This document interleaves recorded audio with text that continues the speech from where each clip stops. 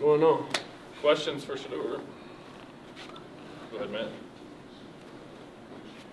Shedeur, what are the biggest aspects, or some of the aspects of your game that you feel like you're going to need to raise to maybe compete at this level? I mean, you've obviously had a storied career in FCS, but it's a different level.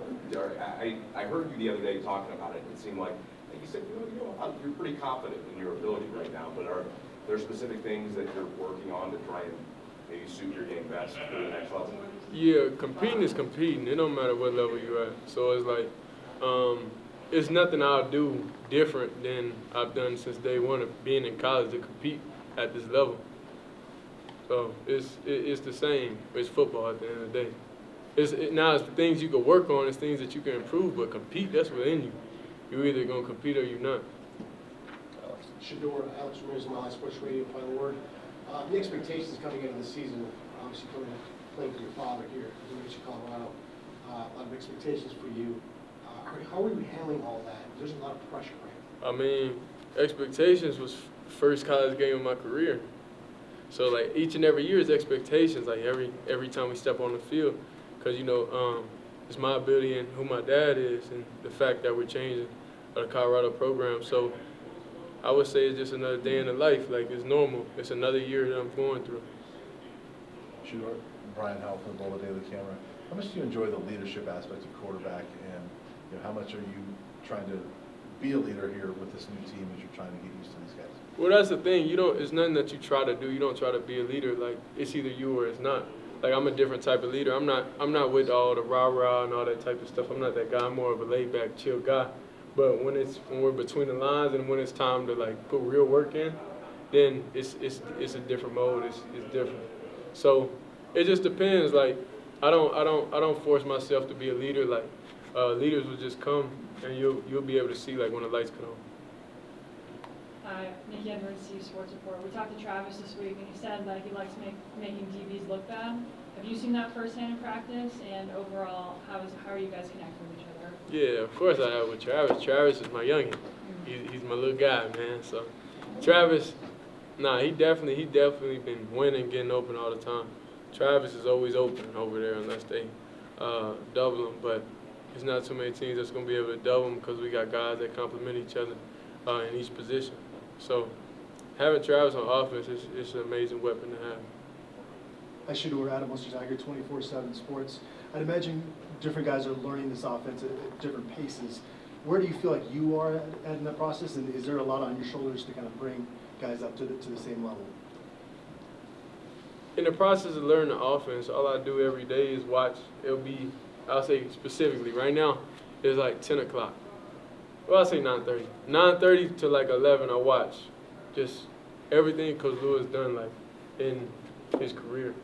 I would say like Kent State, his time at Kent State and all that. So learning the offense for me is not really hard because I had experience, so I know, okay, whenever he's teaching us this, we're looking at this specifically.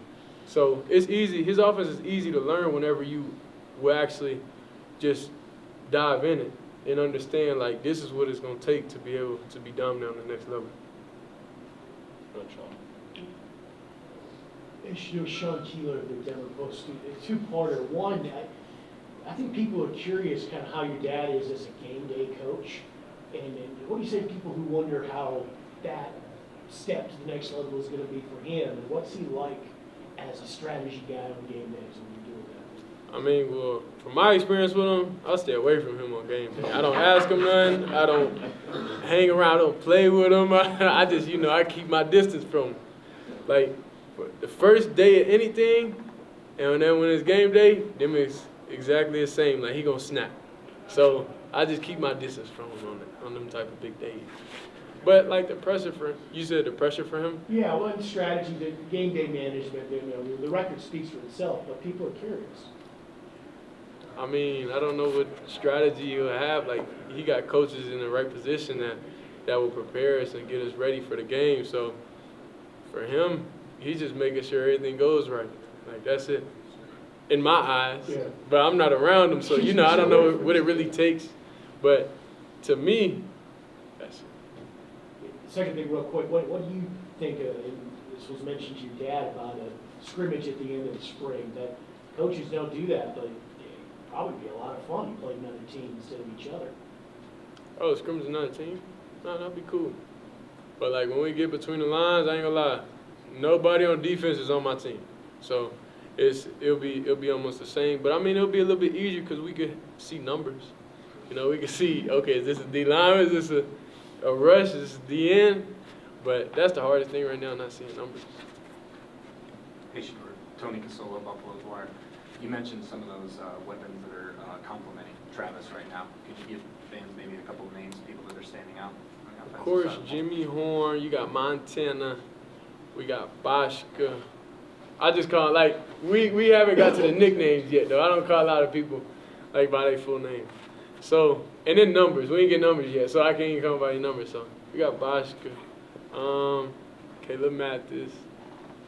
It's a lot of guys.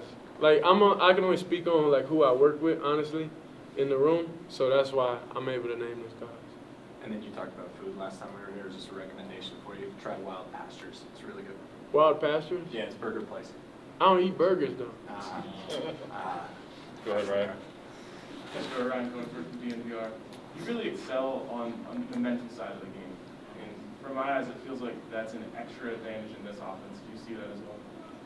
Yeah, for sure. I would say, like, especially with this offense, early on, it's going to be a lot of trial and error. Like, first week of spring ball to now, it's a big difference. Like, and I kind of grasped the hand on what Coach Lewis is talking about, like how he called plays, like what type of play caller is he, what situation, like why is he calling. Like, I'm in his mind now. So now I feel more comfortable when I'm out there and more elusive and be able to play fast and just know my reads on each and every play. So now I'll say the only thing right now is just going down, like today, like going down the home stretch at the end, staying consistent and playing each play and not like, because in this offense, it takes a lot of thinking. So like you'll be mentally tired like toward the end. So that's it. You just gotta just, I don't know, take mental reps or something, work on it. Last one, Mick. Hey, Shedeur, the practices that we've seen, the offense, the tempo is insanely quick. How much do you like playing at that pace, and what are some of the challenges with making sure everybody's on the same page as you guys go through that up-tempo offense? Well, the challenges is the first couple practices, and as time goes on, everybody holds each other accountable by busting routes. Like today, a receiver busted a route and kick him off the field. Like he can't come back in with my group because that's much seriousness, and we know what it takes to be able to be dominant and be able to win games this season. And we don't got time for mental errors and stuff like that. So whenever anybody messes up, even me, you like get disciplined somehow, some way. So whether it's in the meeting room, coach is just gonna play that clip like 10 times for you, or it's like during practice or at the end of practice you're gonna run. But the tempo, I just told my dad that today. I just said, see, I like when they let us go. Like when we have like 10 plays, non-scripted, just go. Rather than, okay, we reset the ball every single time. Like it's different. The tempo really helps out a lot with everything. And the defense, they got to be in shape. So that's just offensively. We just communicate with each other. It's just a big team. That's all it is on offense.